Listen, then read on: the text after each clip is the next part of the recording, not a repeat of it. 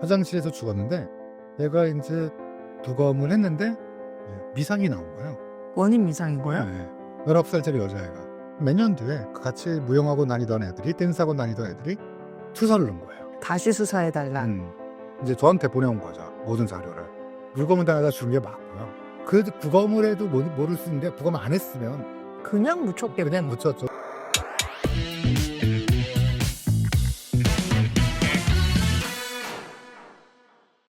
사건 일의 한 코너로 돌아왔습니다. 국회 입법조사처 입법조사관으로 일하고 있는 허민숙입니다. 오늘 첫 번째 게스트로 너무 유명하신, 그리고 구독자분들이 너무 사랑하시는 유성우 교수님, 법의학자 유성우 교수님 모셨습니다. 오늘 모신 이유는 저희가 이제 사건 일회가 사건을 다루는 프로그램인데, 사건을 다루다 보면 저희가 불가피하게 누군가의 마지막을 지켜보고 애도하는 그러한 지점에 이르게 되는데, 그 누군가의 죽음을 가장 가까이에서 마지막으로 지켜보시는 분, 이런 의미에서 우리가 죽음의 의미를, 그리고 그들이 남기고자 했던, 그러나 차마 남기지 못했던, 말로는 살아서는 남기지 못했던 얘기들을 찾아주시는 그 분으로서 이제 너무나 구독자들이 기대하고 계시는, 그리고 보고 싶어 하시는 법의학자 유성우 교수님 모셨습니다. 안녕하세요. 근데 고백하건대 유성우 교수님 처음 봬요. 저도 TV에서는 너무 많이. 아니, 대한민국에 5,170만 명이 넘게 있는데 처음 볼 수 있죠. 아마. 근데 너무 잘 아는 분이거든요, 저는. 그러니까 화면으로도 너무 많이 잘 알고, 제가 오늘 저희 이제 회사에서 유성우 교수님 뵈러 간다라고 하니까 너무 막 신기해하고 너무 좋아한다라고 얘기하고, 그래서 네. 감사합니다. 저게 정말 영광입니다. 그 아래 엔딩 요정으로. 저거는 이제 옛날 얘기예요. 사실 아까 유성우 교수님도 말씀하셨는데, 저희가 정작 그 녹화하시고 나서 본방 하실 때 안 보신다고. 아니 그게 방송하는 시각이 밤 11시인데요. 맞아요.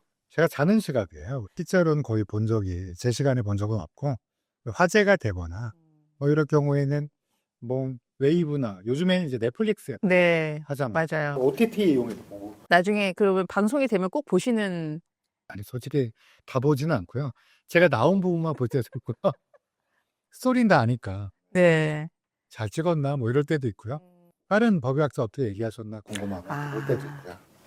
저도 같은 이유로 본방일 때는 좀 보기가 저는 또 엔딩, 말씀하신 것처럼 엔딩 요정이라는 별명 붙여주셨는데, 12시 한 20분 정도에 맨 마지막에 엔딩이니까. 엔딩이니까. 그러다 보니까 정말 좀 보기 어려운 경우가 좀 많습니다. 근데 교수님 좀 앞부분에 나오시는. 저는 앞부분에 네, 앞부분에 나오시는. 인트로에 이 사건이 네. 죽었든지 네네네. 이럴 때 이제 나오니까. 근데 주로 그 알은 누군가가 좀 돌아가신 사건을 다루시긴 하시더라고요. 그래야. 보통 다른 탐사 프로그램은 예를 들면 사기도 많이 하고 네. 사회적 이런 것도 하는데, 그 알은 아마 시그니처가 풀리지 않는 살인, 풀리지 않는 죽음 이런 거 관련돼서, 그래서 그런 게 많이 나오는 것 같아요. 그래서 법의학자들도 많이 나오게 되는 거죠. 네. 저 이거 하나 먹어도 되죠? 네, 잡수식. 그리고 이거 식혜. 술은 좋아하세요? 좋아는 합니다만. 저는 술을 잘 못 먹어서 정말요? 식혜 먹어도 돼요? 네네. 저도 식혜로 먹겠습니다.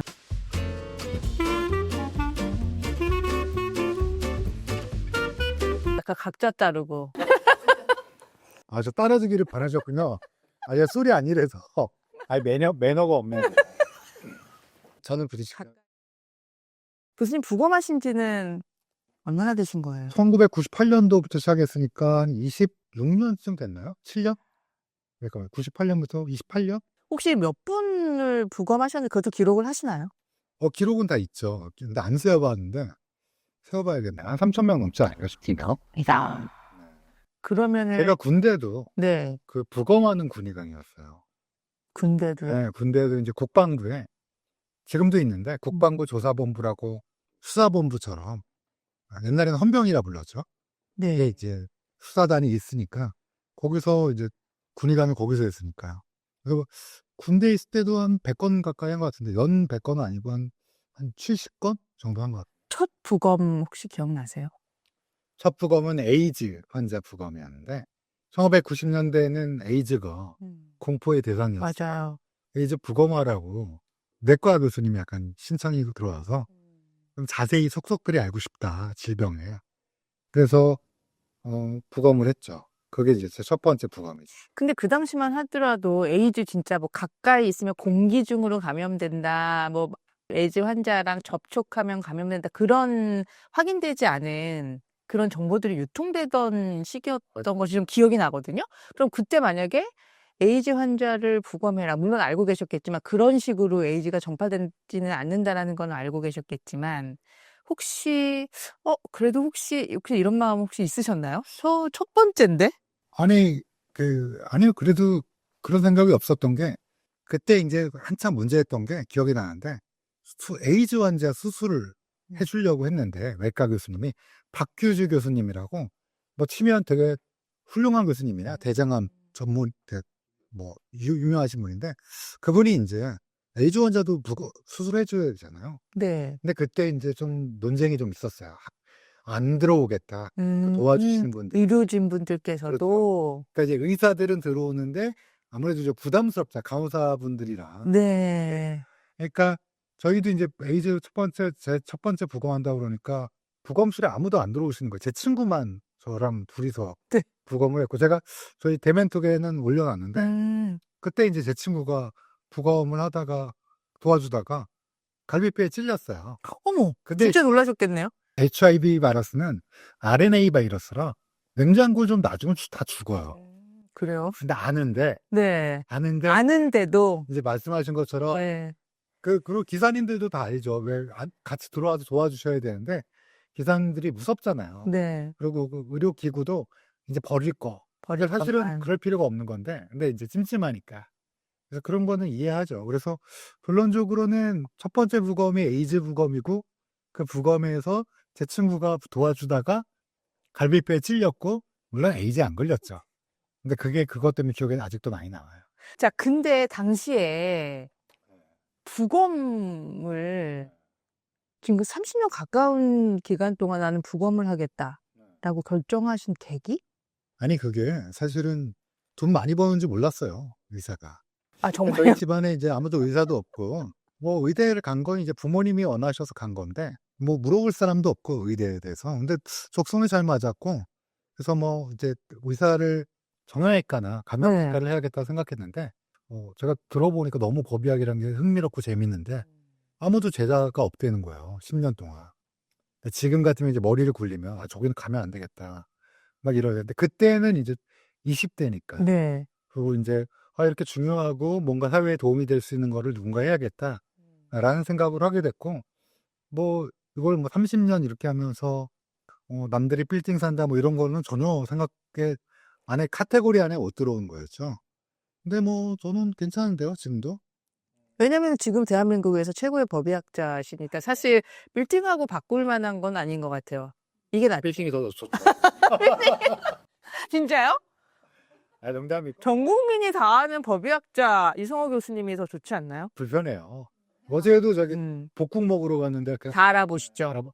다는 아니고 이제 몇 분이 알아보시니까 조금 창피하더라고요.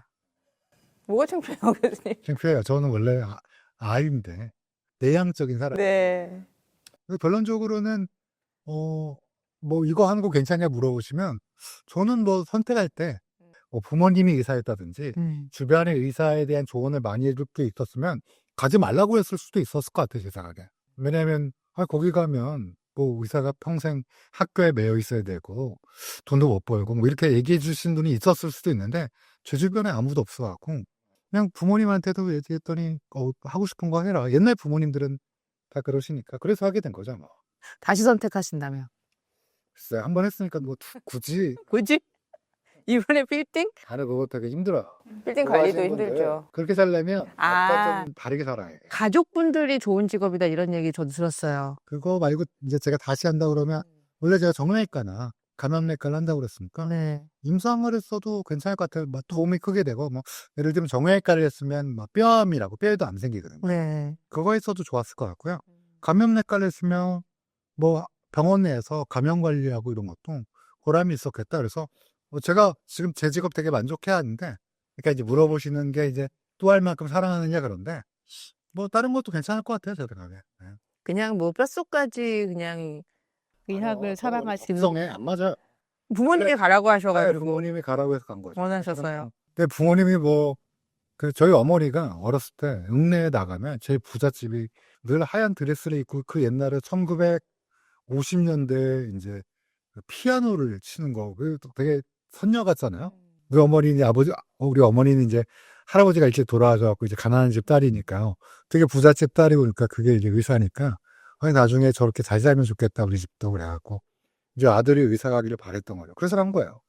어머님이 지금은 이렇게 아드님 돌아가셨어요. 언제 돌아가셨어요? 이렇게 3년 유명해진 전. 줄. 아, 그럼 보고 가셨네요. 이렇게 유명한 법의학자가 되신 거를 보시고 가셨네요. 어머니가 그래서 뭐라 그럴까, 법의학 하려고 했을 때도 잘 응원해 주셨고, 많이 응원해 주셨죠.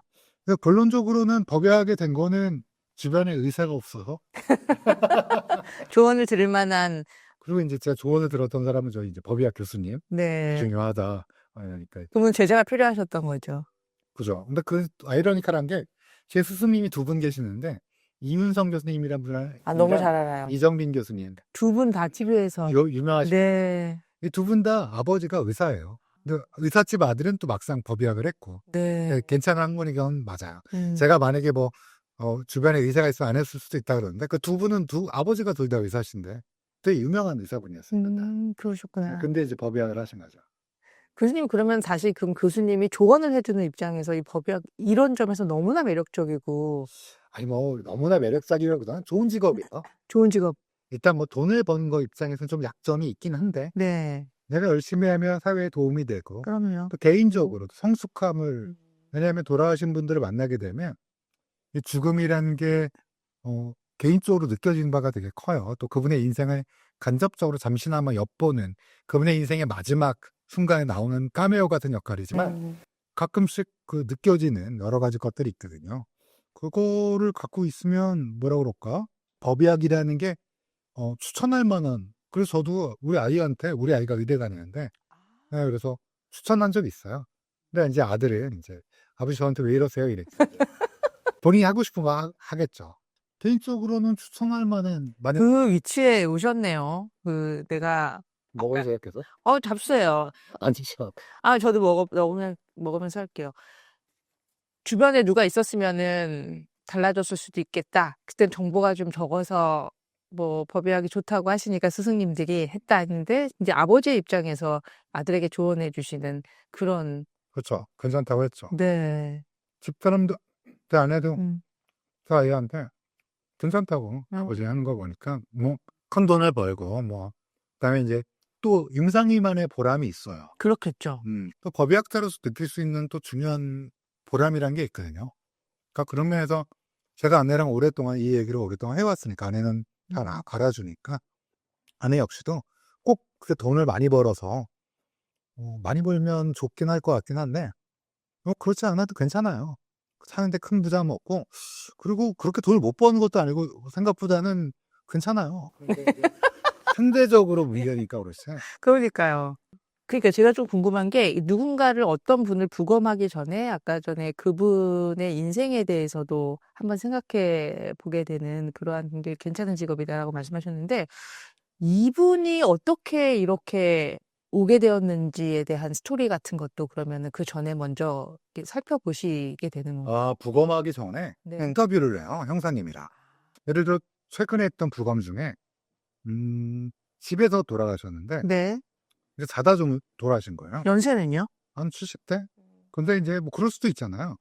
근데 이제 이분이 아내가 있는데 사실혼 관계예요. 네. 근데 이제 이분이 원래 아내가 있었는데 이혼하고 사실혼 관계의 분과 30년 살았어요. 네. 그리고 아들은 친아들이 있는데 절연됐고, 여러 가지 이유로. 먼저 부인의 그래서 아들이겠죠? 자기 아들이 친아들. 네. 사실혼 관계, 자기 아들은 아닌데 사실혼 관계를 데리고 온 아이들과 오랫동안 같이 살았으니 얘가 이제 친아들처럼 느껴지고 그랬는데, 이분이 약간의 재산이 있었어요. 그러니까 이 부검을 막 해달라고 누가 그랬냐? 근데 이분이 약간의 재산이 있으니 형제분들이, 사실혼 관계는 아시다시피 상속을 못 받잖아요. 네. 왜 사실혼 관계를 그대로 유지했는지는 모르겠지만, 그래서 이제 형제분들이 이제 부검을 했으면 좋겠다. 이거 혹시 모르니 네. 범죄일 수도 있잖아요. 그럴 가능성은 낮다고 형사님이 생각했고, 실제로도 가능성은 없지만, 그래도 그렇게 요청이 오는 경우는, 그러니까 왜 왔냐 여기까지 되게 여러 가지죠. 이제 방금 얘기한 것처럼 그런 것도 있고, 보편적으로 설명할 때는 우리가 보통 보고만 하려면 경찰이 이제 사법경찰관이 검시 의사와 함께하고, 거기서 이상한 게 있으면 검시의 책임자는 형사소송법상 검사랑 그 의논을 한 다음에 보고를 하죠. 옛날엔 보고였고 요즘엔 리포트를 남기면 거기서 보고 이제 영장을 청구하면 그 영장 근거로 그 부검을 하게 되잖아요. 근데 그 영장을 청구하는 데는 되게 여러 가지가 이유가 있어요. 예를 들면 의사가 네. 뭐 이것 좀 해줬으면 좋겠다라고 할 때도, 제가 이제 관여했던 사건 중에 저기 남쪽 지방인데 여자애가 화장실에서 사망했어요. 그 사건 모르시나요? 한번 얘기 조금 더 들어볼게요. 화장실에서 죽었는데, 얘가 이제 119를 통해서 병원에 갔는데, 그 지역 병원에 갔는데, 그 내과 선생님이 CT를 찍고, 죽은 사람도 CT 찍거든요. 네. 가끔 삭감도 당하는데 뭐 잘해주실 거라 믿어요, 저희 심평원에서. 근데 이제 그 찍었더니 갑자기 의사 선생님이 부검하라고 주장한 거예요. 왜, 뭘 보신 거죠? 그러니까 이제 뭐라고 막 설명하는데 그 형사님은 잘 이해가 안 가니까, 의학용어니까 부검을 했는데 미상이 나온 거예요. 원인 미상인 거예요? 네. 근데 끝났어요. 그냥 걔는 되게 불우한 애였거든요. 걔가 할머니랑 둘이 살고, 자기의 그 미래에 그 댄스 학원에서, 근데 돈이 없으니까 댄스 학원에 가서 막 일하고 아이고. 이런 걸로 했는데 갑자기 죽은 거야. 결론적으로는 또 그냥 끝났는데, 몇 년 뒤에 같이 무용학원 다니던 애들이, 댄스 학원 다니던 애들이 투서를 넣은 거예요. 네. 경찰이랑 검찰에. 다시 수사해달라. 애 다시 물고문 당했다고. 근데 뭐 1987년도 아니고 물고문이, 누구한테요? 그 무용학원 원장, 여성 원장이었는데 20대. 근데 그랬다는 거야. 그래서 이제 형사님이랑 거기 형사 팀장님이랑 검사님이랑 이제 저한테 보내온 거죠, 모든 자료를. 그래서 결론적으로는 물고문 당하다 죽은 게 맞고요. 그러니까 익사가 맞고, 갈비뼈도 부러졌고요, 여러 개가. 첫 번째 부검 때는 왜 그거를 몰랐던 그러니까 거예요? 그리고 잘 아시다시피 어떤 일을 할 때 내가 맨날 하더니 귀신처럼 놓칠 때가 있어요. 제 3자가 보면 이거구나. 근데 내가 전문가라고 봤는데 귀신처럼 못 찾을 때가 있어요. 늘 하던 일인데. 아마 그게 아닐까 싶어요. 그냥 우연이었던 거예요? 그랬나 봐요. 그랬어요. 그럴 수밖에 없는데, 근데 갈비뼈도 부러지고 익사라는 거는 조금 그 이후에 문제는 좀 저희 업계에 좀 문제점도 있으니까. 네. 그렇지만 어찌됐든 그래서 나중에 그게 좀 밝혀지게 됐고, 결론적으로는 1심에서 이제 징역 7년, 항소심에서 징역 8년 선고됐고요. 그래서 그 부검을 해도 모를 수 있는데, 부검을 안 했으면 그냥 묻혔겠구나. 그냥 묻혔죠. 그리고 그 의사 선생님이 CT 찍고 부검해라라고 안 했으면 그냥 애가 죽었네. 그리고 이제 얘가 원래 심장이 약했어요, 뭐 이런 주변 말 믿고 그냥 끝냈으면, 그러니까 묻힐 수도 있죠. 그래서 여기까지 왜 왔느냐? 방금 얘기한 것처럼 의사가 걸린 것도 있고, 가끔 가다가는 이 형사님이 부스팅할 때도 있고. 형사님이 부스팅한 사건 기억 남는 게, 모 대학교 교직원 여자분이었어요. 네. 40대 네. 초중반. 근데 이제 그동안 알뜰살뜰 돈을 많이 모으죠. 좋은 직장이죠, 교직원. 그럼요. 너무 좋은. 네, 그래서 돈도 많이 먹고 집도 산 거야. 서울에 크지 않지만. 여기 서울에 집 사기 너무 어려운데, 문제는 안타깝게 이상한 남자를 만났다. 그럴 수 있잖아요. 그럴 수 있죠. 네. 근데 남자가 호구도 좋아. 이제 자꾸 재산이 하나씩 남자 쪽으로 가는 거야. 그리고 보험도 들고. 사망보험. 그리고 자기가 수령인인 거예요? 그렇죠. 근데 어느 날 여성이 의식을 잃고 심정지가 안 거야.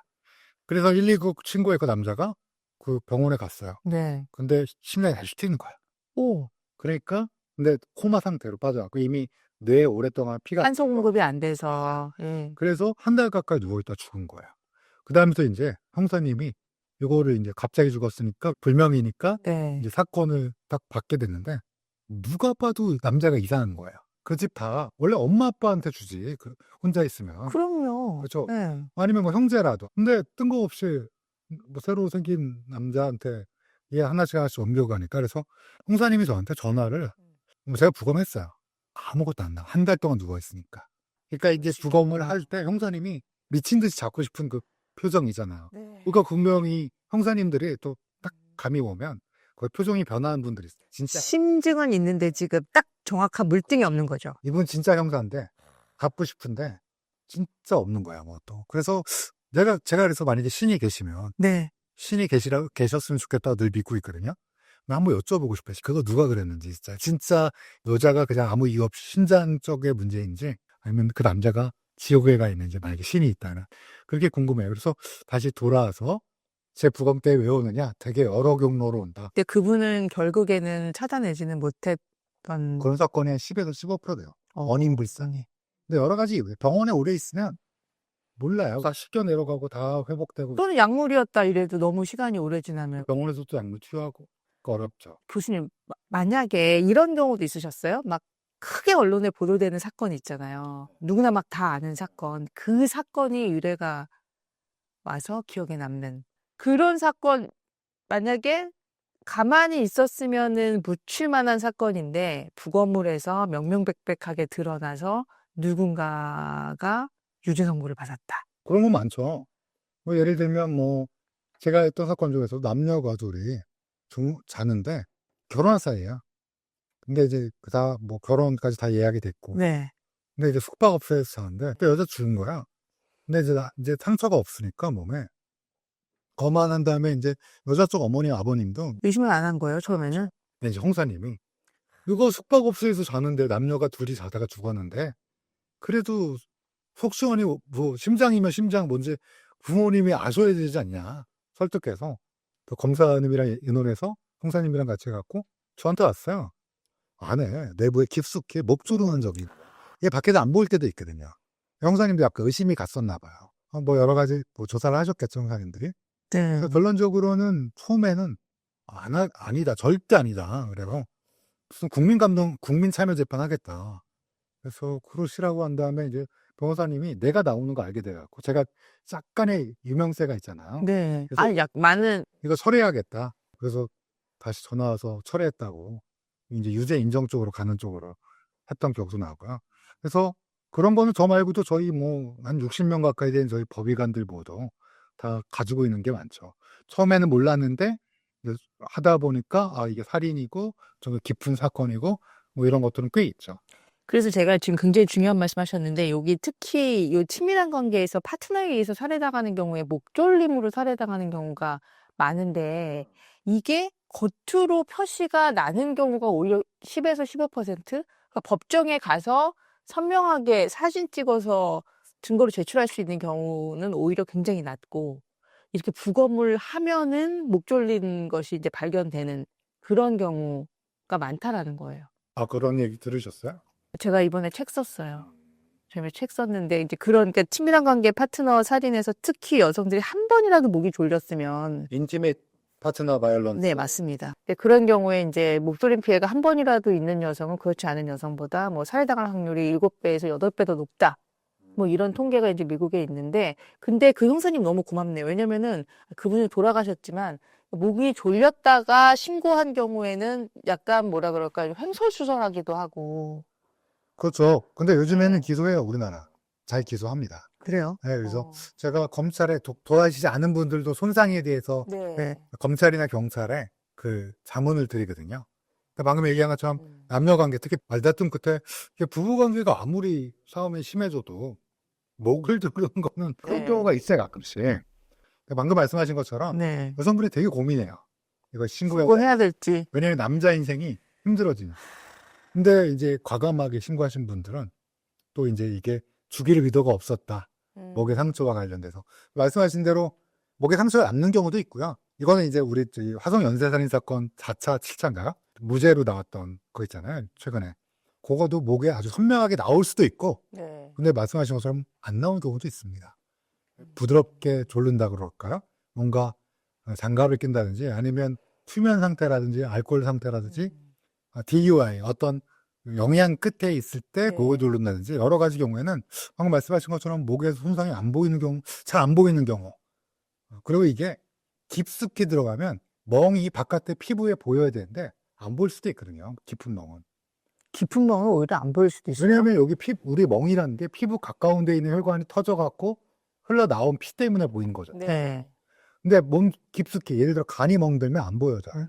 근데 안에는 피가 많이 나는데 결론적으로는 말씀하신 대로 대부분 보이는 경우가 많지만 안 보이는 경우도 있기 때문에 그래서 남자랑 여자랑 사망했을 때 꼭 남자가 범인이라는 뜻이 아니고요. 네. 만약에 남자가 죽었어도 그때도 이제 형사님들 중에서는 훌륭하신 분들은 진짜 훌륭하시. 부검을 좀 더 깊은 걸 확인해 보자.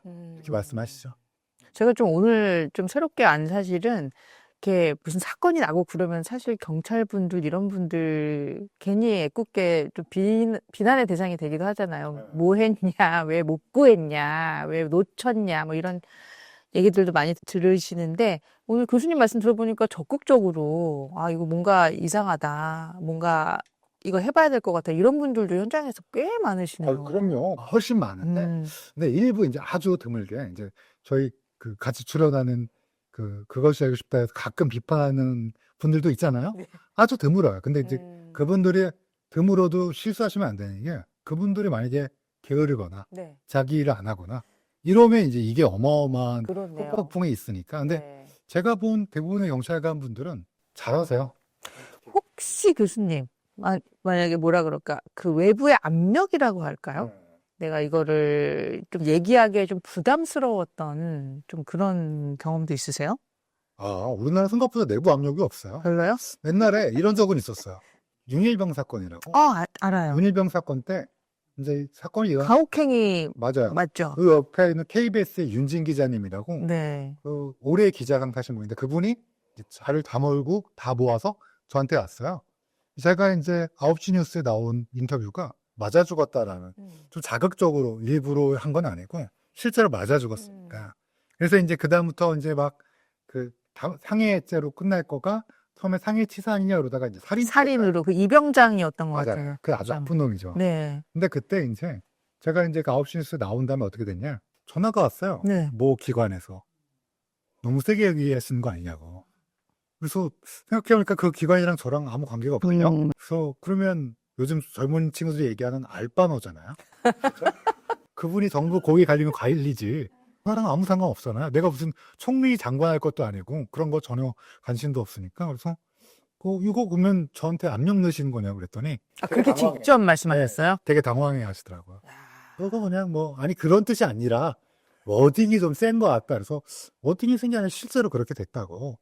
그래서 그냥 그 끝난 적은 거기 한번 저한테 아무도 그다음에 이제 의뢰하고 올 때 제가 가서 이제 진술을 하려고 하는데 제 진술이 약간 크리티컬한 거가 될 수 있으니까 이제 또 마침 근데 그 진술의 대상자가 저희 대학 선배님이었어요. 다른 대학교에 있는데. 그분의 어떤 의료 사고를 밝히는 약간 이런 거였나요? 그렇죠.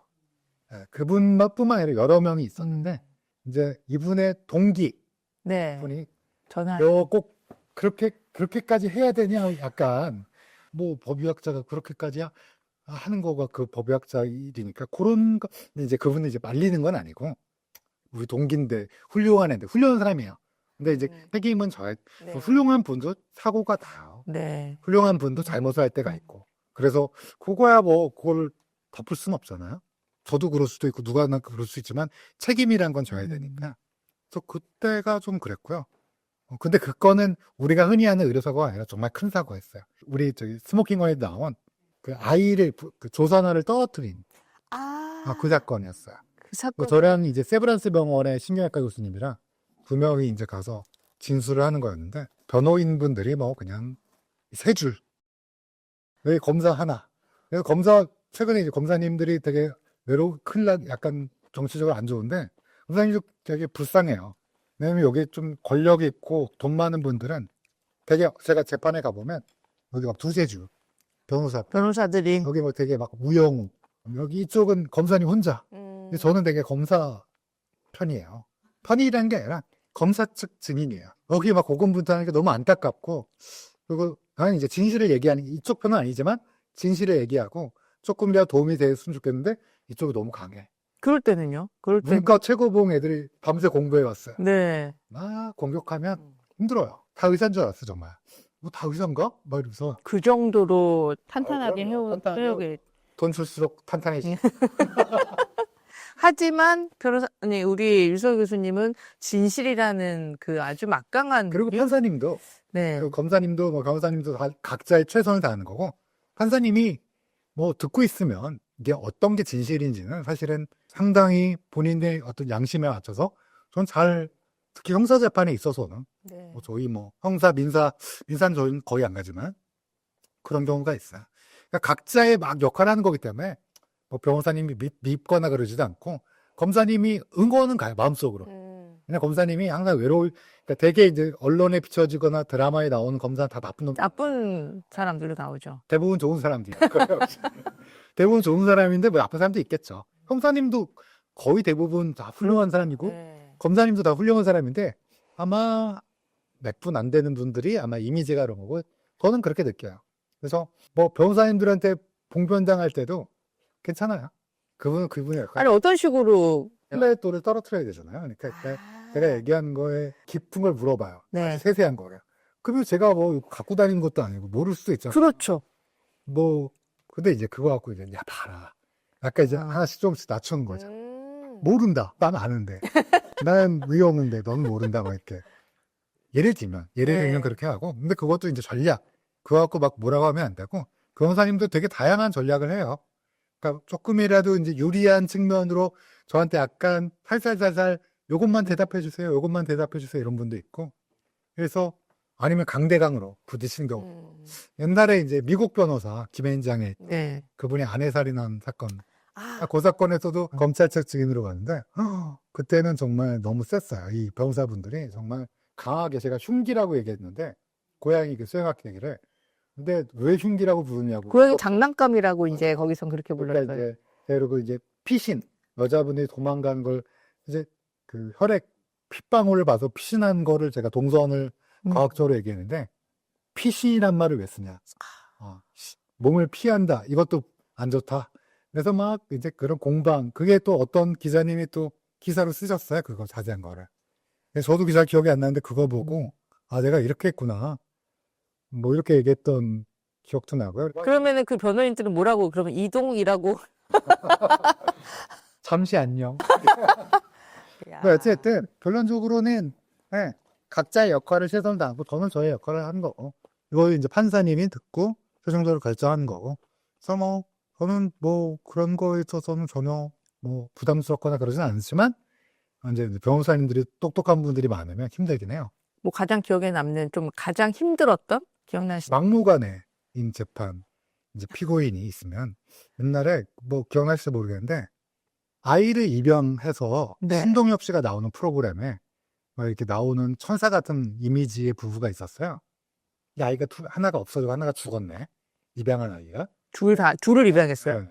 근데 아마 그랬을 거야, 내 기억에. 그리고 또 입양을 했어요. 근데 그 애가 죽었는데 제가 부검한 건 아니고 국가수에서 부검했는데 이제 애가 욕창이 생기고 꼬마애가 9살짜리였나 그랬을 거야. 폐렴이 너무 심한 거예요. 이건 뭐 당연히 방치인 거네요, 그냥. 그렇죠. 이거 아동학대. 지금은 정의 사건 이후는 더 명백한데, 근데 그때도 아동학대죠. 일단 재판을 영덕에서 했어요. 영덕, 경북 영덕. 경북 제 꽃게 많이 나는 데가 어디죠? 맞는 것 같아요. 예. 그 영덕지원이라고. 그럼 거기까지 가시는 거예요? 차를 운전하다 가면 갑자기 바닷가에 뜬금없이 법원이 나와요. 바닷마을. 정말요? 네, 가보시면 알아요.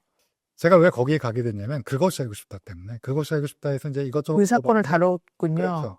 그래서 이제 그거 했는데 여러 명을 부르는데 이제 검찰 측에서 필요한 거예요. 제가 유죄를 줘요. 거기 왜 힘들었냐?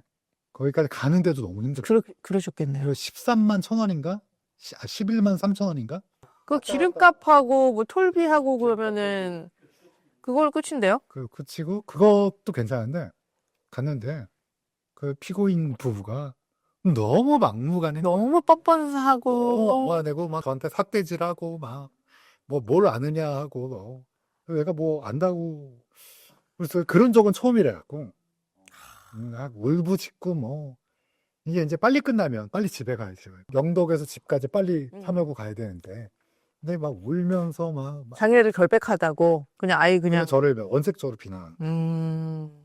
그런 건 처음 봤거든요. 보통 전문 증인을 비난하지는 않아요. 근데 이제 그런 경우 힘들었죠. 그래서 기억에 남은 사건 되게 여러 가지지만 지금 당장 생각나는 건 그게 좀 힘들었네요. 교수님 뭐라 그럴까요? 되게 냉철하게 하셔야 되잖아요. 그렇죠. 저희는 이제 일을 할 때 제가 오늘도 부검하고 하는데 그래도 힘드네요. 오늘 부검도 했는데 또 막 여러 가지 촬영도 하시고 오늘 일이 많았어요. 전화도 정말 많이 왔고 학장이랑 또 면담도 있고 그래갖고 주로 무슨 전화가 오는? 부탁이 많아요, 부탁. 그리고 자문 물어보는 자문도 많고. 아니, 굉장히 막 감정이 개입되지 않은 상태에서 굉장히 냉정하게, 냉철하게 이렇게 해야 된다. 고 생각하고 계시지만, 하면서, 부검하면서 감정이 굉장히 많이 흔들렸던 때? 뭐 두 부류가 있는 것 같아요. 하나는 그 피해자에 대한 안타까움, 그다음에 어떤 서글픔, 그들의 처연함에 대한 안타까움, 이럴 때가 있고요. 또 하나는 살인 사건 같은 경우는 이제 그 피고인, 네. 나중에 붙잡히면 네. 네. 가해자들에 대한 악의 분노, 뭐 이런 게 치밀을 때가 있어요. 되게 두 종류인 것 같고요. 일반적으로는 여러 가지 감정을 느끼지만 그거를 조금 더 갈무리를 안쪽으로 하고, 왜냐하면 제가 흥분하거나 제가 조금 흔들리게 되면 문제가 이제 제대로 된 일을 할 수가 없어요. 네. 너무 매너리즘에 빠져도 안 되고, 너무 자신해서도 안 되고, 너무 슬퍼해도 안 되고, 너무 의문에 차도 안 되고. 의문에 차도 안 되고, 여러 가지 감정들이 되도록이면 배제돼야 되고, 이게 흔하게 볼 수 있는 게 혈액종양 내과 선생님을 앞으로 영원히 안 만나는 걸 추천드리고요. 네. 혈액종양 내과 교수님들이 되게 환자들이 되게 평이 차갑다. 그 사람 이상하다. 왜 내가 이렇게 슬프고 이런 거 하는데 저 사람 너무 쌩쌩 군다. 공감도 하나도 안 해준다. 뭐 이런 말씀하시죠. 그런 말씀하죠. 근데 그게 이유가 소진돼요, 자기가. 그게 크고요. 저희도 이런 감정의 어떤 휘몰아치는 거에 대해서 그때그때 반응하게 되면 저희도 소진될 수도 있고요. 혈액종양 내과 선생님들도 냉철하게 해야 돼요. 이게 사실 3개월밖에 못 산다는 얘기를 누가 하고 싶겠어요. 근데 요거를 쓰면 조금 더 1개월, 2개월. 근데 어떤 사람에게 그게 되게 소중할 수도 있거든요. 삶의 마무리에 있어서. 그러니까 되게 다양한 사례가 있기 때문에 거기에 대해서 본인이 흔들리지 않고 냉철하게 하는 거가 혈액종양 내과 선생님인데 많이들 오해하세요. 감정이 없는 사람이다. 피도 눈물도 없다. 뭐. 아는 어떤 수사기관에 있던 분은 고소하고 싶다고 그러던데요. 그 정도까지요? 자기 아버지를 진료해서. 근데 그분 훌륭한 사람이에요, 의사가. 근데 이제 그런 오해들을 하실 수 왜 내 아버지를 이해 못하고 뭐 이렇게 생각할 수도 있잖아요. 그렇듯이 저희도 감정의 폭이 왔다 갔다 할 수 있는, 충분히 그럴 수 있는 직업인데 그러면 안 된다고 생각해서 되도록이면 잘 갈무리하고, 또 이거를 갖고 와서 집에 가져간다든지, 네. 그러면 친구들 술자리에 가져가든지, 그럴 수는 없는 일이잖아요. 네. 비밀 서약도 크고요. 또 그분 돌아가신 분들에 대한 그것도 있고. 얘기도 하고요. 결론적으로는 그런 면에서는 냉철하게 하고 잘 이성적으로 하는 게 정말 중요한 직업 중에 하나예요. 교수님, 근데 저는 이제 그 알 사건 하다 보면 저는 글로 보거든요. 이분들이 어떤 일을 겪었고, 이러면서는 저는 막 감정이 좀 많이 흔들려서 굉장히 그 이후로도 후유증을 앓는 경우도 되게 많아요. 그 피해자의 삶을 떠올리고 피해자가 당한 그 피해의 정도와 깊이를 생각하면 정말 큰 분노가 일 때가 있는데, 교수님 그런 사건 막 진짜 만신창이가 돼서 들어오는 분이 계시잖아요. 근데 그분도 부검을 하시는 거잖아요. 그렇죠. 근데 그때 스트레스가 더 많으시면 이것들을 어떻게 해소하시는지, 그리고 다시 마음을 다잡으시는지. 자, 근데 제가 이제 들어가기 전에 형사님이랑 인터뷰하면서 네. 서류나 아니면 형사님이 보여주는 것 중에 하나가 신분증이에요. 그렇죠. 신분증 사진 보시면 어때요? 지금보다 훨씬 젊은 얼굴, 지금보다 훨씬 예쁘고, 지금보다 훨씬 젊지 않고 훨씬 미소를 띠고 있었어요. 네. 이 사진을 보고 들어가면 그 부검대 위에 누워있는 분이 사고 때문에 많이 훼손이 됐든, 피를 흠뻑 뒤집어 쓰고 있든, 아니면 고독사도 많아요. 이 몸이 막 구더기가 슬고 부풀어 올랐든, 그도 나와 하나의 같은 인간이었구나 라는 생각을 해요. 그래서 범죄 피해자에 대해서도 이 트라우마를 받는 게 두 가지인데, 하나는 악에 대한 분노가 네. 있고요. 또 하나는 처참한 모습에 대한 어떤 마음속 깊은 상처인데요. 네네. 근데 이분도 똑같이 우리랑 같은 사람이었고, 다만 롱타임 롱플레이스에 있어서 운이 나빴던 것 뿐이었고, 나쁜 사람을 만났을 뿐이었고, 그렇다면 이분은 우리가 그렇게 마음속 깊이, 이분도 싫어할 거예요. 제가 마지막 법의학 의사가 싫어한 다음에 갖다 빨리 집어넣으세요. 검사 끝났으니까, 이거보다는 꼼꼼하게 상처를 잘 닦아드리고, 그 다음에 잘 훼손이 있는 점을 잘 봉합해드리고, 이런 거를 아마, 그리고 똑같이 지금은 훼손이 됐지만 나도 이 사진에 있는 사람처럼 똑같겠구나 라는 생각을 하는 거를 오히려 더 좋아하실 거라 생각해요. 만약에 신이 있다면. 네. 그래서 그런 면에서는 제가 그런 걸 잘 해드리려고 하고요. 악에 대한 분노는 당연히 있죠. 이 분노감은 떨칠 수 없는데 제가 한번 100번 이상 찔린 여성분을 그분은 100번이면 상상하기 힘든 게 온몸이다. 온몸이 생각할 수 있는 곳 모두 찔린 거예요. 네. 근데 그것도 사귀던 남자들. 그러니까 되게 그런 잔인한 거는 분노가 차죠. 다만 이 분노가 나의 생활과 나의 판단과 나의 앞으로의 커리어에 영향을 끼친다면 그 자체가 굉장히 마이너스라는 생각을 해요. 내가 좀 더 일을 잘하는 게 이 희생되신 분을 위해서도 또 이 악의 나쁜 사람을 처단하기 위해서도 처단이란 말도 그렇고 제대로 된 세상에서의 처단에 기여할 수 있는 그런 거를 할 수 있기 때문에 저는 되도록이면 트라우마를 안 받으려고 노력합니다. 이게 트라우마를 느끼는 순간 트라우마가 되거든요. 진짜로. 그리고 이게 나에게 심적 타격이 주겠다고 느끼는 순간 진짜 타격이 현실화되니까 이거는 나의 일이고 이분들은 참 안타깝고 그렇지만 나는 나의 일 한다라고 되뇌 입었고 그게 벌써 20년이 넘게 이렇게 일을 해보다 보니까 이제는 과거에 제가 말씀드린 사건 정말 각종 도구로 하라는 죽인 경우도 있었어요. 네. 이것도 제가 남녀를 나누는 걸 별로 안 좋아하지만 남자가 여자를 쫓아가면서 후라이팬으로 때렸다가 다리미로 때렸다가 이런 거 보면 진짜 분노가 치밀어요. 나쁜 사람이 사람을 어떻게 이럴 수 있나 이런 생각이 드는데 근데 그럼에도 불구하고 난 내 일을 해야 되니까 그런 것들을 여러 개 하다 보니까 그렇게 좀 잘 정리가 된 것 같아요. 그래서 지금은 흔들리지 않고 그렇다고 시신 앞에서 농담하거나 그렇게 생각하실 수 있을까봐 그런 건 절대 아니지만 본론적으로는 제 이성을 잘 유지하면서 하고 있는 거예요. 교수님 말씀 듣다 보니까 정말 감동적인 게 그렇게 100번을 찔리고 정말 다 훼손되어 온 시신을 교수님께서 사건의 그 사망의 원인을 잘 찾으시고 그리고 깨끗하게 다시 봉합해 주시고 피를 닦아 주시고 그보다는 들어올 때보다는 온전한 모습으로 그 신분증에 있는 사진의 모습과 가깝게 그거 해주신 분 또 따로 있어. 그 장례식장에. 네. 그러니까 그래도 저희가 좀 노력하죠. 저희가 할 수 있는 데까지. 그게 참 피해자분들도 위로가 될 것 같고 참 교수님께서도 그 마음 그 억울한 부분을 밝히고 이렇게 한 사람을 결국엔 단죄하고 이런 데 기여하고 계시다라는 그 마음이 정말 좀 일의 보람? 가장 큰 보람 중에 하나가 아닐까라는 좋은 생각이 직업이에요. 들어요. 그러니까요. 그래서 제가 그래서 좋은 직업이라 네. 다시 태어나도 할 거냐는데 그거는 이제 다른 것도 해보고 싶으니까 그렇긴 하지만 기본적으로 좋은 직업이다. 근데 이제 아무래도 이제 의과대학 아까 말씀하시기 들어오기 좀 어렵게 되고 그러니까 우리 친구들이 아무래도 이제 경제적인 측면에 그럼요. 우리나라가 이제 자본주의가 네. 만기야 그렇잖아. 네네네. 그러니까 이제 아무도 뭐라고 할 수 없죠. 그럼요. 사실은. 그거는 네. 어쩔 수 없는 거니까 그런 면에서는 괜찮아요. 그런 면에서는 좀 인간적 성숙이라든지 사회적 기여에 있어서 좋은 직업이다. 근데 정의감과 사명감 없이는 할 수 없는 직업. 사명감은 별로 없고요. 아니에요. 그게 없이는 할 수 없는 직업인 것 같아요. 오늘 초대해 주셔서 계속 좋은 말만 해주셔서 감사합니다. 오늘 첫 번째 초대 손님으로 제가 첫 번째인가요? 네, 첫 번째 초대 손님으로 법의학자 유성호 교수님 오늘 모시고 너무나 생생하고 감동적인 이야기들 들어봤습니다.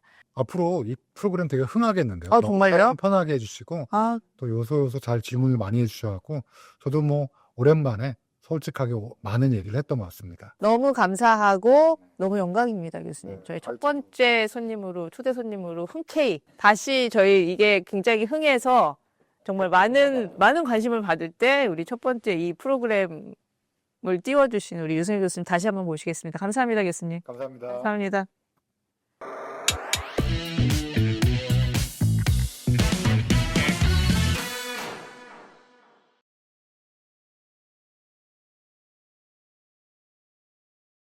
(40대) 여성이 정말 참혹한 시신으로 아침에 그 산책하던 어떤 마을 주민에 의해서 발견이 됐죠. 내가 주범은 아니에요. 내가 주범은 아니고 공범이 있는데 얘가 죽였어요. 갑자기 사진 딱 보여준 거잖아요. 네, 지금도 놀라네요. 저도 막.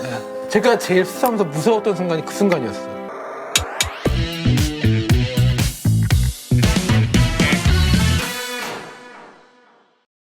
예, 오늘 수상한 포차 2회에 정말 구독자님들께서 저런 분이 계셨어? 이런 분을 모셨습니다. 아마 아시는 분 아무도 안 계실 거예요. 단언하건대. 수사연구라는 잡지, 뭐라고 써있냐면 국내 유일의 수사미디어, 수사연구 잡지의 편집장이시자 기자님이시자 소설가이신 박진규 편집장님 오늘 초대 손님으로 모셨습니다. 안녕하세요. 네, 안녕하세요. 편집장님 나와주셔서 너무 감사합니다. 형사님도 되게 바쁠 것 같아요. 그게 막 수사도 해야 되고 그런 사실 보고서 쓰는 게 그게 되게 품이 많이 들잖아요. 그걸 즐기시는 분들이 또 있어요, 근데. 자기가 수사했던 거 이렇게 쫙 정리하면서 한번 다시 그래서 형사분들 중에 소설가가 꾸민거나 이런 분들이 있는 게 진짜? 글 쓰는 걸 좋아하세요. 왜냐하면 정말 모든 이야기들이 별 이야기들이 다 그죠, 그죠. 있고 예측을 불허하는 얘기들이 막 있고 이게 맨날 이게 뭐 전형적인 사건 같으면은 이거 누구나 할 수 있는 건데 정말 막 뜬금없는 일들이 막 일어나잖아요. 그죠. 소설이나 영화에서 본 건 좀 달라요. 그래서 책 나왔을 때 들은 얘기가 이걸로 소설 영화 못 만들겠다고. 왜냐면 그러니까 그게 뜬금없어가지고. 그 얘기 했잖아. 이거 누가 믿어? 누가 믿어? 그러니까. 이거 지어낸 거지. 저희 박진규 편집장님과 계속 이야기 나누고 있습니다. 저희 오늘 말씀드릴 내용은 갱틱고개 사건이라고 아마 많은 구독자분들이 또 다른 채널 통해서 아마 보셨을 건데요. 이 사건을 직접 취재하신 박진규 편집장님께 좀 더 자세한 얘기 한번 들어보도록 하죠. 갱틱고개 사건 굉장히 유명한 사건이에요. 예, 그렇죠. 이게 미제 사건으로 끝날 뻔했다가 여성 한 명이 살해당한 사건이고 2명의 남성이 범인이었는데 이 범인 둘이 살인의 공소시효가 지나서 이제 자유의 몸이다라고 생각할 그 즈음에 체포되었던 그죠. 태안이법이 사건이었던 생긴 걸 거죠. 몰랐어요, 범인들이. 네. 그래서 공소시효가 지났으니까 숨어있다 편안하게 나온 그런 사건이고요. 그러다 이제 잡힌 거죠. 조금 말씀을 드리면 태안이법은 태안이가 6살 때 1999년도에 집 앞에서 황산을 뒤집어 쓰는 네. 사건이었죠. 49일 만에 뭐 두 눈도 다 실명을 하고 사망한 사건인데 그때 당시에 공소시효가 15년이었기 때문에 네. 범인을 찾지 못하고 공소시효가 끝난 사건. 그래서 이때 국민들이 공분했던 거죠. 그래서 살인 사건에 공소시효가 웬 말이냐. 끝까지 그쵸. 추적해서라도 잡아야지라고 해서 2015년도에 말씀하신 것처럼 네, 태안이법이 그쵸. 통과되면서 살인 사건의 공소시효가 없어집니다. 근데 이 갱틱고개 사건은 2002년도에 네, 맞아요. 40대 여성이 정말 참혹한 시신으로 아침에 그 산책하던 어떤 마을 주민에 의해서 발견이 발견된 됐죠. 사건. 네, 그래서 그 네. 산책을 끝나고 내려오시다가 이제 멀리서 보니까 그 공원 그 길 밑에 뭔가 이렇게 비탈에 이렇게 뭔가 피처리가 된 사람이 여자가 누워 있는 것 같고. 마네킹이라고 생각하셨다고. 왜냐하면 이제 사람이 그렇게 누워 거기 있을 리가 있으니까. 없으니까. 그런데 이제 이상하다 해서 신고가 돼서 이제 갔던 사건이었는데 아마 지금이었으면 금방 범인이 잡혔을 거예요. CCTV 때문에. 네, 근데 당시에는 그 갱틱고개 주변에 산책로임에도 불구하고 이제 CCTV가 없었고. 2002년이니까. 네, 그랬죠. 그래서 그런 사건이었고, 그래서 이제 무죄 사건을 해결했던 그 형사님은 당시에 그 팀은 아니었는데, 이 사건을 자기가 언젠가 해결하고 싶다는 생각을 하고 있었다고 해요. 왜냐면은 그 범인들이 도주했던 도주로가 자기가 학창 시절에 늘 다니던 그 통학 코스였대요. 아는 길이었기 때문에 뭔가 또 형사 생활을 하면서도 그 길을 다닐 기회가 많아가지고 내가 이거 잡고 싶은데? 뭐 이런 생각 항상 하셨다 하더라고요. 지나다니시면서 범인들이 그 끔찍한 일을 저지르고 이 길을 통해서 통해서 도망갔다고 빠져나갔겠구나. 그리고 또 이 사건은 제가 제 에세이에 실은 이유 중에 하나가 제가 2017년 6월부터 이제 수사연구 기자 생활을 시작했고, 그리고 이제 처음에 두 사건은 저희 전임 기자분하고 같이 가서 수습돼 있었고, 그 다음에 저희 편집장님이 또 같이 가서 광주 북부경찰서에서 일어났던 살인사건, 그 사건을 같이 갔었는데, 이 세 번째 사건, 갱틱고개부터는 제가 단독으로 혼자 가서 이제 본격적으로 이제 취재를 했던 사건이어서 저한테는 기억에 남고, 당시 취재 가서 만났던 형사님은 테토. 근데 강한 느낌, 부리부리하시고, 약간 장군님 같은 포스였어요. 우직하시고. 네, 키 또한 180이 넘으시고, 이렇게 네. 쫙, 저도 키가 작은 편은 아닌데, 이렇게 포스에서 확 밀리는, 막 이런 느낌이셨고, 되게 말도 시원시원하게 하시고, 이분은 이제 내가 이 범인을 잡겠다고 생각을 하던 와중에, 이제 2017년에 마침 여기 이제 참여를 하게 된 거죠. 미제 사건 이제 해결하는 그 팀에. 그러니까 이게 2002년도에 사건이 발생했는데 그 당시에는 범인을 찾지 못하고 네, 미제 맞아요. 사건, 콜드 케이스로 네, 남았는데 네, 네. 15년 만에 다시 네. 뚜껑을 연 거죠. 사실 그 중간에도 네. 재조사가 있었어요. 있었어요. 있었는데 그 당시에 범인이 나오지가 않았고 다만 이제 피해자분이 이제 노래방을 했었기 때문에 거기 있는 명함을 가지고 이제 처음에 조사를 했었거든요. 그 대상자들이 있었고 그 대상자 중에서 2012년에 조사를 받았던 사람 중에 의심을 샀던 용의자가 있었어요. 용의자 A가 있었군요. 용의자 A가 있었고 실은 이 사람이 범인이었죠. 아, 나중에. 그런데 그때는 왜 놓쳤어요? 놓쳤냐면 혈흔이 나왔고 DNA 감식을 했는데 이 네. 사람과 일치하지 않았어요. 그리고 또 하나는 이 피해자의 카드를 가지고 범인이 인출하는 사진이 나왔는데 오. 그 사진 속 사람하고 이 사람이 안 닮았어요. 동일 인물이 아니다. 그래서 그때는 범인으로 체포를 할 수가 없었죠. 근데 재조사를 하고 나서 이 태토 형사님, 네. 이분이 이 형사님을 만난 거예요. 그때 조사했던 용의자 A를 조사했던 형사님을 만났어요. 만나 물어봤더니 형사님이 자기가 생각하기에 이 A라는 애가 범인은 아닐 수 있어.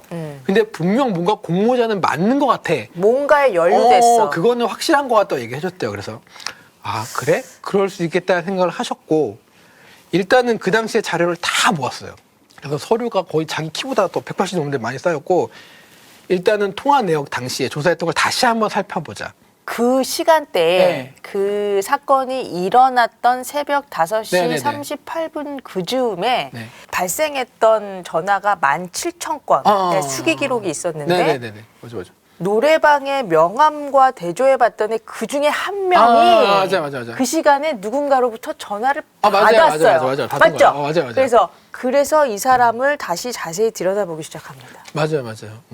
근데 전화를 받았다라는 걸로 어떻게 수사망을 다시 좁혀가셨던 거죠, 형사님이? 전화를 받았잖아요. 받은 상황이고 이제 그거 다음에 수사 기법에 들어가는데 제가 이거는 자세히는 말할 수 없고 맞아. 그런 그런 게 상황이 있더라고요. 없는데 어쨌든 간에 이제 그런 과정을 통해서 그 처음에 의심했던 A가 범인인 것 같다라는 정황들이 만들어지고 일단 얘를 조사해야겠다. 왜냐면 그 당시에도 얘를 정황을 가지만 지금 말한 것처럼 그 명함 나오고 했으니까 의심사지만 딱 범인이다라고 특정한 건 아마 없었다고 제가 알고 있었어요. 근데 거짓말을 했어요.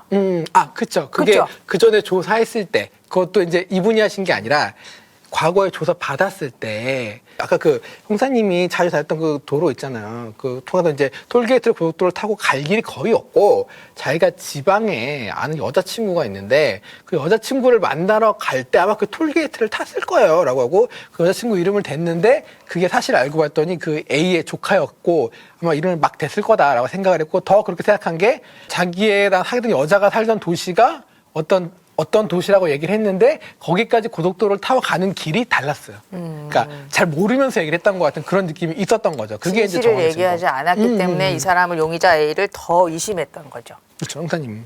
그래서 자료를 쌓아두고 이 범인이 지금 무엇을 하고 있나 했더니 가까운 관내에서 성인 PC방을 하고 있었던 거예요. 그래서 가서 이제 일단은 조사를 받아라. 협병장 받아가지고 체포를 했는데 나는 아니다 당연히 얘기를 그렇게 했겠죠. 얘기했겠죠? 그래서 이제 하고 근데 영사님은 그 전에 증거가 많지 않은 걸 알고 있었기 때문에 시뮬레이션을 미리 했어요.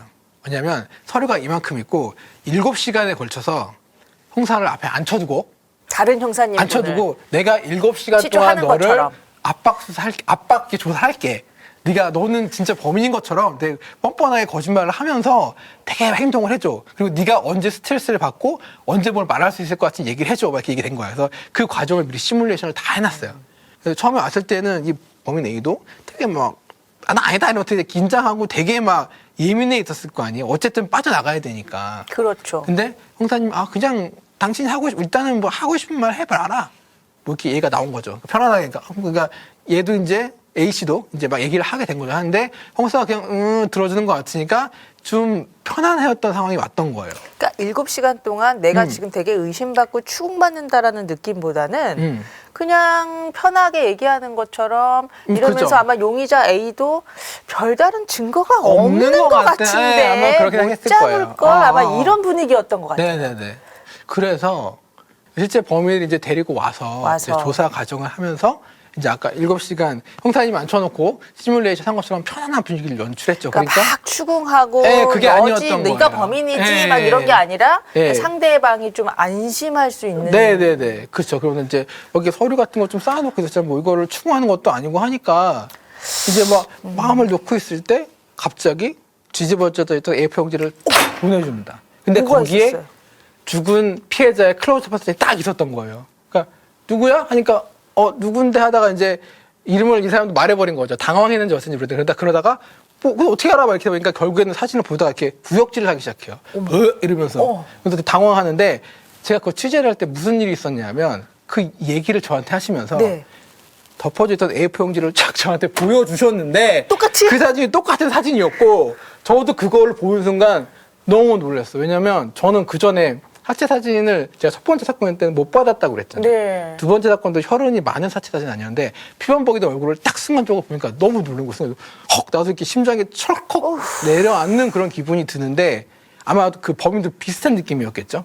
그래서 이제 범인이 엉겹결에 이 피투성이 얼굴인데도 피해자 이름을 말해버렸고 누구잖아 이렇게 다 당황해갖고 그런 이렇게 얘기를 한 거예요. 그러다가 이제 사진을 보면 어떻게 하니까 그 사진을 보면서 점점 그게 눈에 들어오니까 자기도 모르게 이렇게 실토를 하게 되고. 실토에 오바이트가 일단 오바이트하면서 올라왔고 구토하면서. 구역질 올라왔고 그런데 이제 결국에는 그 상황 속에서 점점 이제 압박의 강도가 세지니까 그때 몰아붙이시는 거군요. 그렇죠. 그럴 때 범인들이 하는 말이 있어요.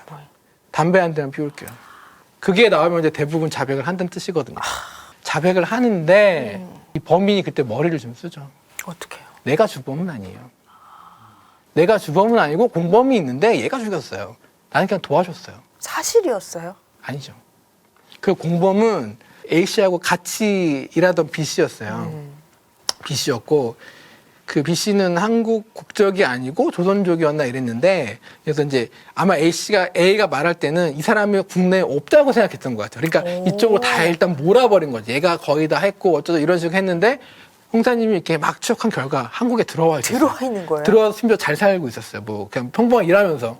그래서 가서 이제 딱 만나가지고 만났는데 처음에 못 알아봤대요. 살이 너무 쪄가지고. 근데 어떤 간에 만나서 이제 너 누구 하니까 당연히 부인. 나 모르는데요. 나 그런 일 없어요. 라고 했을 때 이 A의 이름을 대면서 얘 잡혔어. 잡혔고 A가 네가 다 했대. 약간 이런 식으로 얘기를 하니까 B는 그래서 그거 아니고요. 이렇게 얘기가 나온 거지. 그거 아니고 내가 사실대로 얘기해 주겠다. 그러면서 이제 이 사건의 전말을 B가 얘기를 해주게 되고 둘이 이제 같이 공모를 했고 사실은 공모를 한 이유가 너무 좀 찌질해요. 뭐 이렇게 원한이 왜 그런 있었던 것도 거예요? 아니고 네. 단순히 그 피해자가 운영하는 노래방의 손님이었는데 네. 자기들이 술값으로 월급이 다 나가니까 유흥비를 좀 더 벌기 위한 목적으로 살인을 계획했던 거예요. 그래서 이제 좀 황당하죠. 너무 예. 그깟 술값을 벌자고 그러니까요. 사람을 죽여요. 예. 그것도 그렇게 잔인한 방식으로. 그것도 계획적인 방식으로. 그래서 노래방에서 마지막 손님으로 남아있은 다음에 그 피해자분이 나왔을 때 피해자분이 자기 차를 몰고 운전해서 돌아가려고 할 때 퇴근하려고 할 때. 나타나가지고 우리 차에 태워줘요. 뭐 이렇게 얘기를 한 거죠. 근데 동네니까. 단골 손님이고 하니까 타세요 해서 이제 태워줬는데 뒷자리에 B가 앉았고 네. A A가 주범이 옆자리에 앉았어요. 옆자리에 앉아서. 앞자리에 앉아서 출발했나 그랬을 때 B가 뒤에서 칼을 목에 들이대요. 미리 준비한 칼을. 그래서 그 상태에서 뒤에 있던 사람이 앞으로 건너오고 이제 운전석으로 A가 와서 A가 운전을 하는 거죠.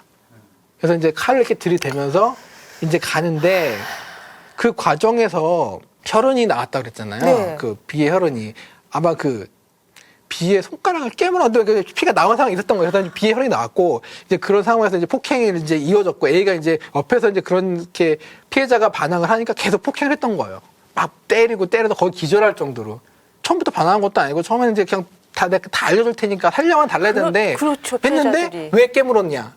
그래 알았는데 너 죽일 거야 라고 말했던 거예요. 그러니까 이제 살아야 되잖아요. 그러니까 그럼요. 그런 식으로까지 한 건데 어쨌든 그래서 결국 기절한 상태여서 갱택고개까지 가서 여기서 이제 죽이자 해서 갱택고개로 이제 피해자를 끌고 가서 거기서 이제 무슨 일이 있었냐면 이 A가 나는 무서워서 칼로 사람 목은 못 찌르겠어라고 얘기를 한 거예요.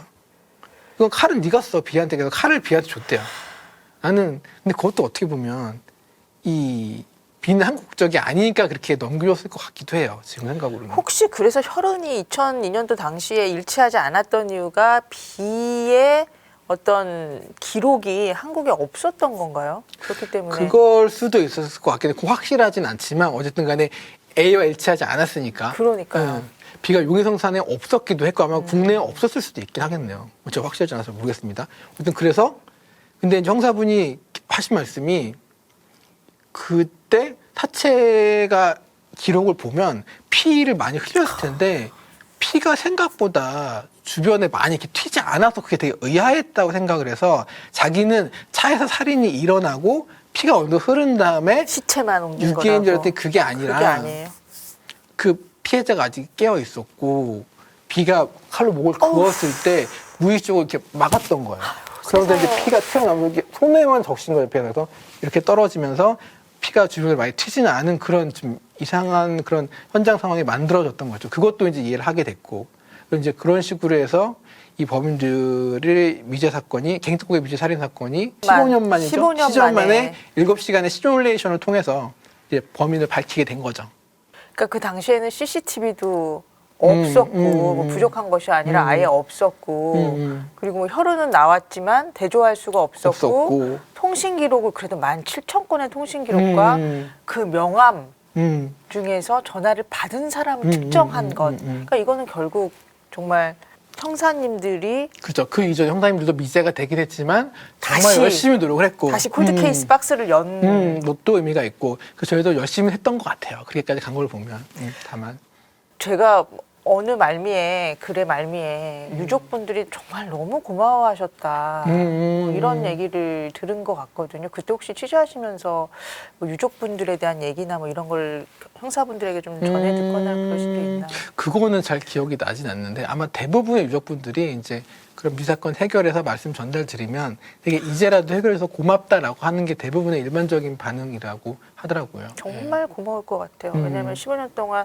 누구의 아내이고 누구의 엄마고 그렇죠. 누구의 자녀이고 뭐 딸이고 며느리였는데 성실하신 분이었던 거잖아요. 네, 늦게까지 그렇죠. 영업해서 어쨌든 가족들 부양하고 그랬던 분이 그러니까 사실 이 정도 사건이면은 무슨 원한이 있길래 그렇게 잔인하게 어떻게 보면 네 근데 겨우 고작 그 술값 벌자고 그런 일을 저지르고 그러니까 이게 왜 무서운 게 뭐냐면 그 악의 평범성 있잖아요. 그냥 네, 이웃 네, 네. 사람 그 사람이 무슨 어떤 음모를 가지고 있는지 모르는 거니까 그죠? 뭐 정가 뭐 그죠, 알 13법이라든가 수가 무슨 뭐 없죠. 정과자도 아니고 그냥 월급 받으면서 음. 생활했던 사람들이라는 거 아니에요? 정가 아마 있었을 거예요. 정가 나이가. 있었어요? A도? 있었을 거예요. 근데 본인들은 이제 공소시효 지났다. 그 15년 공소시효 지났다. 지나기 전까지는 되게 숨어 살았다고 해요. 아 그래요? 숨어 살아서 정말 지지근지 있었다가 그 법이 바뀐 걸 모르고 15년이 됐을 때 특히 A 같은 경우에 이제는 좀 활동해도 되겠다 싶어가지고 나와서 이제 그 가게 차리고 했던 거죠. 편집장님 취재하시면서 뭐 인간적으로 뭐 진짜 피해자한테 자제한다 뭐 이런 거 있어요? 정말 마지막 희망으로라도 진짜 그런 사람들도 있기는 있는데 이 사람들 어땠어요? 이 사람들 사과를 했으면 사과했다는 기억이 제가 있었을 남아있을 텐데 거예요. 써있긴 네. 했을 텐데 아마 그런 걸 봐서는 내 잘못에 대해서 생각한다 정도였겠죠. 이게 이 사람이 되게 뭐 죄의식을 가지고 있고 되게 미안해하는 그런 범인이다라고 하면 형사님들이 꼭 그걸 덧붙이거든요. 그런 말을. 근데 그런 게 없었던 걸로 봐서는 그러지는 않았지 않았을까라고 생각해요. 아까 굉장히 상대방을 편하게 해주셨잖아요. 그 형사님이 진짜 네네네. 노련하신 분인 거잖아요. 그래서 뭐 이렇게 서류 하나 엎어놓고 상대방 되게 안심시키면서 그 상대방이 저 형사 증거 하나도 없이 그냥 시간 때우고 있구나. 뭐 나는 이제 100% 안전해라고 했는데 갑자기 사진 딱 보여준 거잖아요. 네, 지금도 놀라네요. 저도 막. 이것도 연습하신 거예요? 연습하셨겠죠, 당연히. 그쵸. 왜냐하면 저랑 인터뷰할 때 연습을 하셨으니까. 그러니까 그 순간에 딱 보여주신 걸 봐서는 그게 아마 킥이었던 것 같아요. 근데 어떻게 그거 기발하게 그런 생각하셨는지. 그때 사실은 제가 물어보고 싶었는데 제가 처음 취재를 갔잖아요. 좀 얼었어요. 그때 순간적으로 이거를 사진을 딱 보는 순간에 나도 너무 약간 패닉 비슷하게 온 거예요. 그러니까 제가 제일 수사하면서 무서웠던 순간이 그 순간이었어요. 지금까지 중에 사실은. 제일 그죠. 무서웠던 제가 순간이. 그러니까 사체 사진 중에 뭐 여러 가지 있지만 가장 무서웠던 사체 사진 중 하나를 따지자면 딱 그거를 할 수 있겠네요. 제가 정말 많은 사체 사진을 봤는데 그 순간에 사체 사진을 봤던 기억은 정말 잊혀지지 않습니다. 그러니까 정말 심리를 정확하게 파악하고 계셨던 것 같아요. 맞아요. 형사님이. 만약에 진짜 지가 아무리 뻔뻔스럽고 심장 같은 거 없든 양심 같은 거 없는 놈이더라도 지가 살해한 평소에 사람의 안면이 얼굴을, 있었던 그 사람의 얼굴이 갑자기 등장했을 그죠. 때 예. 전혀 모르는 사람이라면 놀라긴 하겠지만 뭐 어쩌라는 그죠. 거예요? 라고 했을 텐데 금방 공포에 사로잡혀서 그죠. 출토할 수밖에 없었던 거. 음. 와, 형사님 대단하시네요. 그때는 참여 못했고 2012년, 13년에도 참여를 못했지만 항상 이 사건을 주시하고 있었다고 마음에 얘기했어요. 그래서 두고. 마음에 늘 담아두고 있었고 드디어 내가 이 사건을 수사할 수 있다는 마음이었으니까 해결됐을 때 정말 뿌듯한 마음이 있었을 것이고 또 한편으로는 이 피해자 분의 원한을 풀어줬다는 그 코멘트 항상 하세요. 이런 사건을 해결하고 나시면 좀 그렇게 되지 않았을까?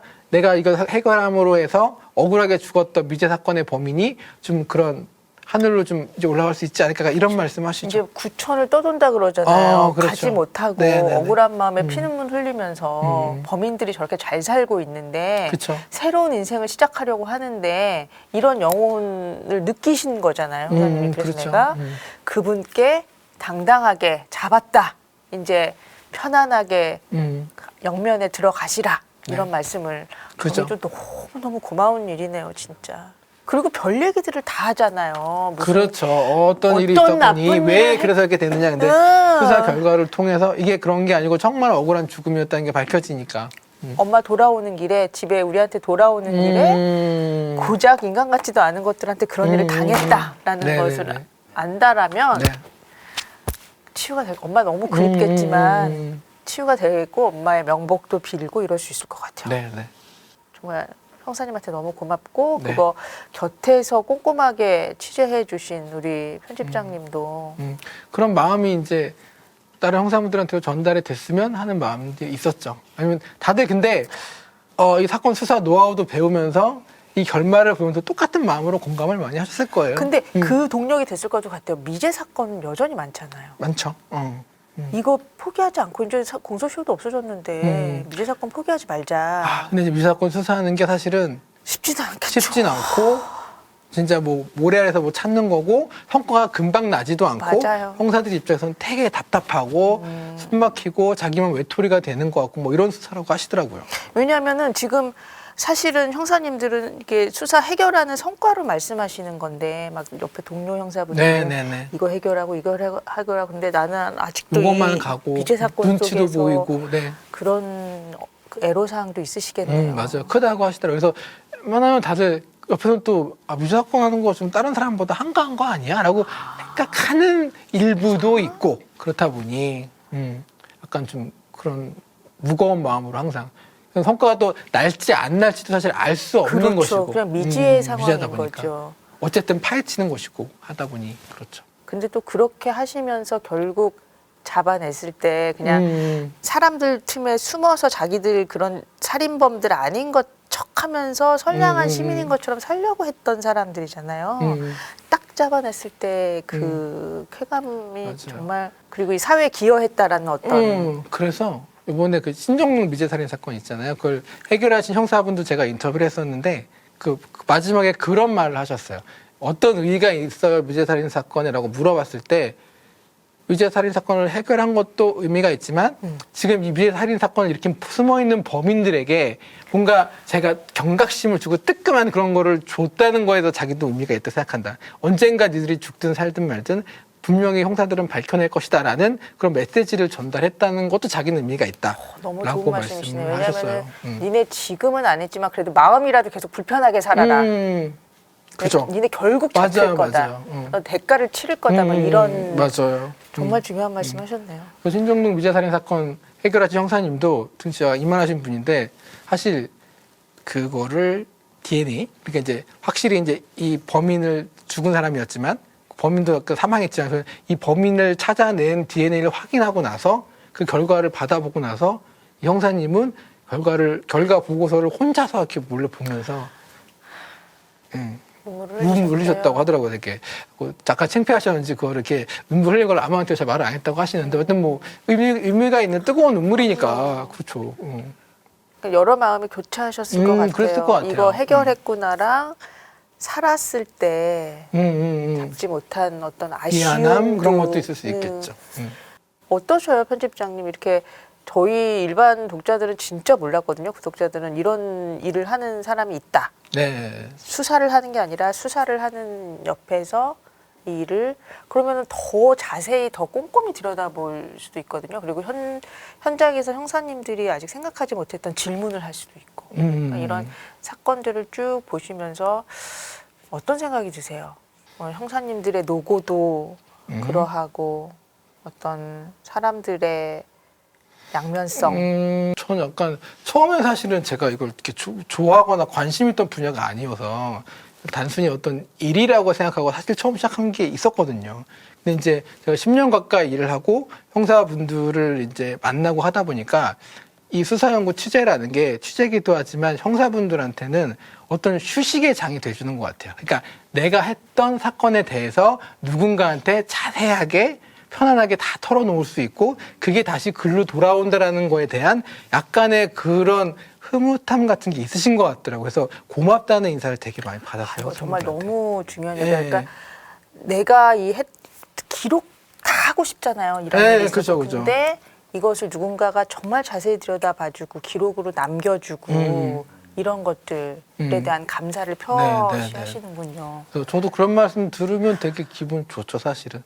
그리고 또 개인적으로는 어떻게 보면 그 시대에 따라서 약간 주요 사건들이 많이 변하거든요.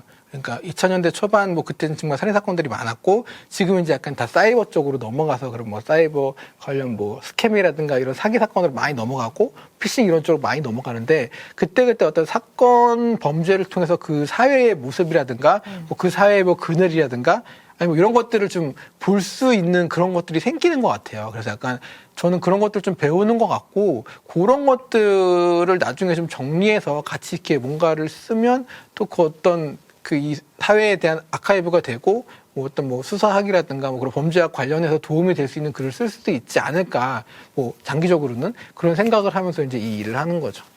음지에서 일하시지만 기록의 역사, 인간의 역사가 기록의 역사, 기록하지 않으면 아무것도 그렇죠. 남지 않고 아무도 기억하지 못하잖아요. 근데 이런 기록을 해주시는 편집장님이 계시다는 거 오늘 구독자님들도 네. 아시고 정말 좀 감사한 마음 그리고 좀 감동도 받으셨을 것 같아요.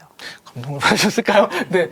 근데 그리고 제가 사실은 그런 마음을 가지게 된 것 중에 하나가 수사연구 500호 특집을 준비하면서 80년대부터 2000년대까지 참여하셨던 그 2, 3제 그 현장 감식의 대부가 계시거든요. 그 선생님 지금 80대가 다 되셨는데 그 선생님 집에 가봤더니 선생님이 현직에 있을 때부터 다 현장 감식했던 사진이랑 그 서류들을 이만한 캐비넷에 다 모아놓으신 거예요. 근데 그 자료가 사실은 10분의 1이에요. 나머지는 인재개발원인가? 수사연구, 그쪽에 이제 기직을 하시고도 그만큼이 남은 거죠. 그래서 세상에. 그거를 항상 모아주고 평생을 살아오셨던 거예요. 그걸 보면서, 이런 게 참 누구도 알아주지 않지만 되게 가치 있는 일이고 의미 있는 일이구나라는 생각이 들었고, 그 모습이 전 되게 좀 감동이 있었거든요. 그래서 저도 거기에는 좀 발끝에도 못 미치지만 약간 나도 좀 그런 걸 약간 좀 이렇게 해봤으면 좋겠다. 수연구를 통해서 저는 약간 소설가니까 스토리텔링을 가미해서 좀 그런 생각을 그때부터 좀 하게 된 것 같아요. 편집장님 앞으로의 계획 또 지금까지 이렇게 성실하게 해오셨는데 조금 더 욕심내고 싶으신 욕심내고 싶은 거 이제 좀 수사연구가 좀 더 잘 됐으면 좋겠다는 마음도 있고, 왜냐면 이게 그냥 단순히 우리 회사 파이팅 이런 거라기보다는 약간 지금 대한민국 자체가 이제 어떻게 보면 글로벌 수사의 중심에 돼가고 있단 말이에요.